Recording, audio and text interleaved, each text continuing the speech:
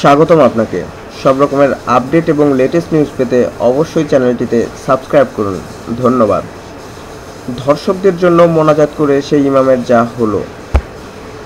বনানীর ধর্ষকদের মুক্তি ও আপন জুয়েলার্সের মুশকিল আসানের জন্য জুমার নামাজে মোনাজাত করা কক্সবাজারের সেই ইমামকে প্রকাশ্যে ক্ষমা প্রার্থনার পর চাকরি থেকে অব্যাহতি দেওয়া হলো।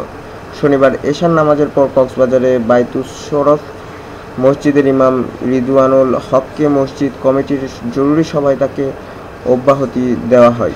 মসজিদ কর্তৃপক্ষের কাউকে না জানিয়ে ধর্ষকের জন্য মোনাজাত করায় মসজিদের ইমামকে অব্যাহতি দেওয়া হলো বলে জানিয়েছেন পরিচালক সিরাজুল ইসলাম। এছাড়া এই ঘটনায় দায়িত্ব অবহেলার দায়ে মসজিদটির আরও 4 কর্মকর্তাকে শোকজ করে 15 দিনের সময় বেঁধে দেওয়া হয়েছে। একই সাথে তিনি নিজেই মোনাজাতের সাথে জড়িত নয় বলে জানিয়েছেন মসজিদটির পরিচালক।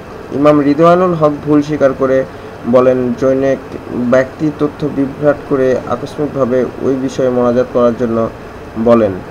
আমি আল্লাহর প্রতি একনিষ্ঠ হয়ে পড়ায় বিষয়টি গুরুত্ব দিয়ে তদারকি না করে প্রতিদিনের মতো সহজ সরল মনে বিষয়টি নিয়ে প্রার্থনা করার জন্য বলি। এটা আমার মহা ভুল হয়েছে। এদিকে এ ঘটনার সাথে জড়িয়ে বাইতুস শরফ কমপ্লেক্সের মহাপরিচালক এম সিরাজুল ইসলামকে নিয়ে বিভিন্ন পত্রিকা ও অনলাইনে যে মিথ্যা সংবাদ প্রকাশিত হয়েছে তার জন্য তীব্র নিন্দা জ্ঞাপন হয়েছে সভায়। ধন্যবাদ ভিডিওটি দেখার জন্য। আরও আপডেট পেতে চ্যানেলটিতে সাবস্ক্রাইব করুন। ধন্যবাদ।